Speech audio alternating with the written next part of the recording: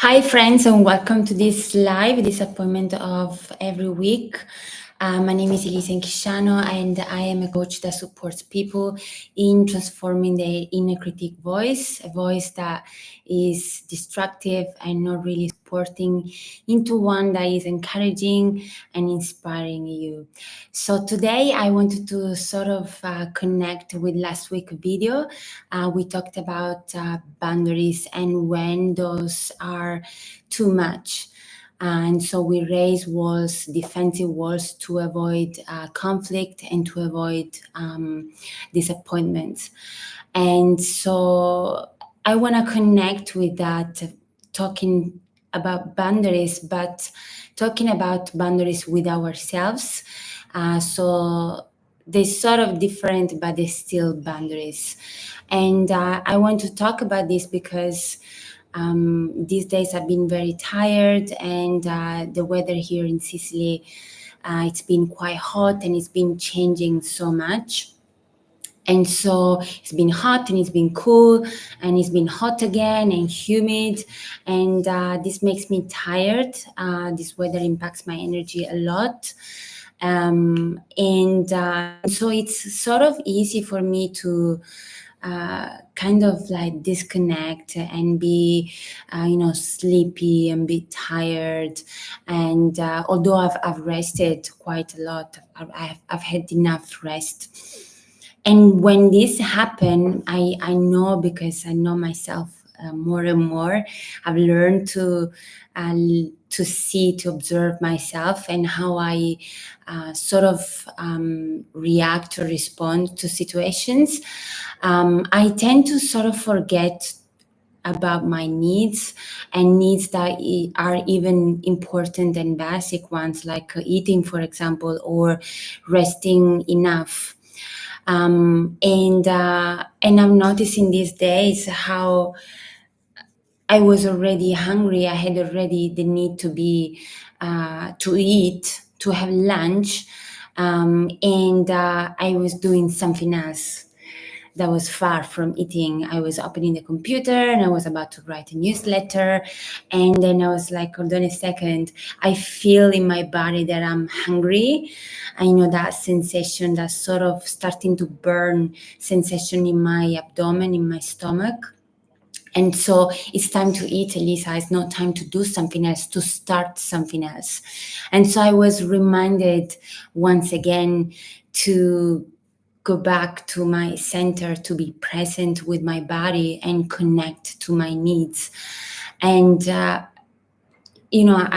remember how many times in the past I have ignored those needs, and I've done something else because I thought it was more important, and because I thought my needs were not important, and probably those thoughts were very unconscious, and of not being important. And so I've done something else for someone else, for example, or I've worked without eating, without going to the bathroom, for example, without attending to my needs. And I know that this is something that may resonate with many. In fact, I see, I'm also a massage therapist, and oftentimes the people who come to my practice are people who are very stressed, and they happen to be also business owners, or business owners, the majority. And so they're very stressed, and then when we start to talk, I can see how they don't attend to their needs, even basic needs. So they work too much. And this is not just one day, because it can happen that we have something particular and we need to do that stretch.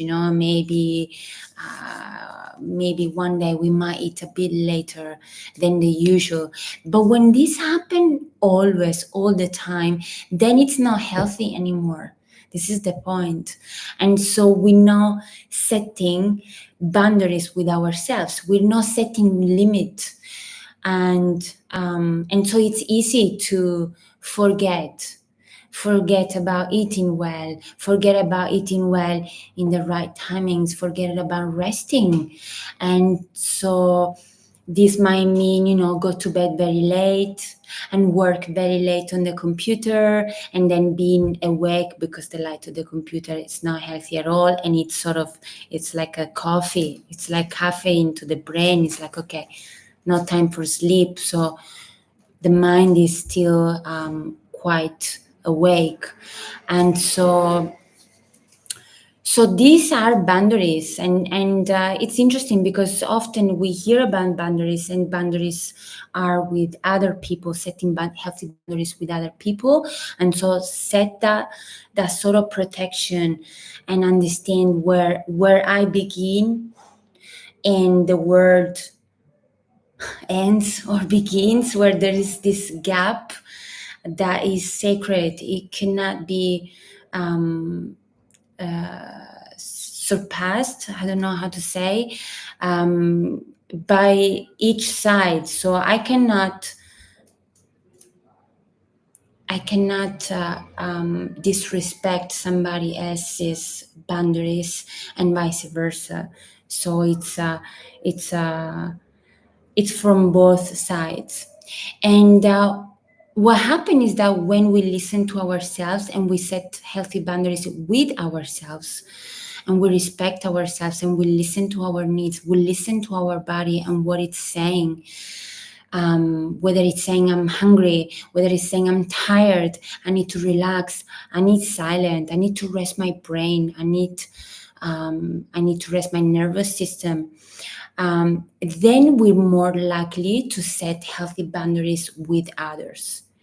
Because as we do as we do anything is how we do everything.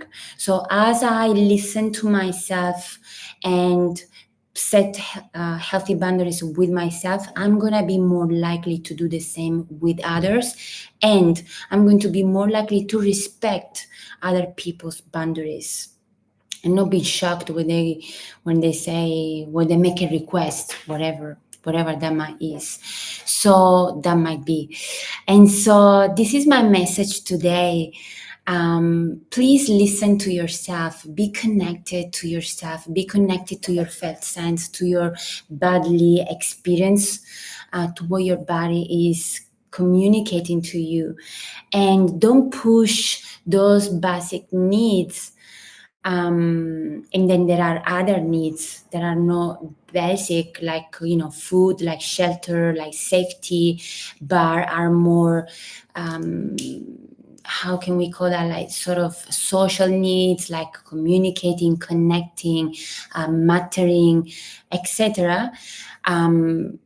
We need to attend to those needs, and they are important. And so maybe bring awareness to this topic, and ask yourself, where did I learn not to listen to myself? Where did I learn not to listen to my needs? Was there a figure in your life, like an authority figure perhaps, which may be a parent, a teacher, someone you saw in your childhood that was not respecting his or her boundaries, that you're sort of imitating, copying his or her behavior now? And how is that helping you? How healthy is that for you? And what could do to bring a change in those behaviors? What would mean for you to listen to yourself instead of reacting and distracting yourself from what's going on in your body? What change would that bring for you? So yeah, I invite you to listen to yourself and to bring some awareness in regards to where did you learn this behavior of not listening to yourself, and not giving importance to your needs, and then see what would mean to change it, and what would be the impact that would have in your life or in certain areas of your life. So having said that, Thank you for listening, and take good care of yourself. And I see you next week. Ciao.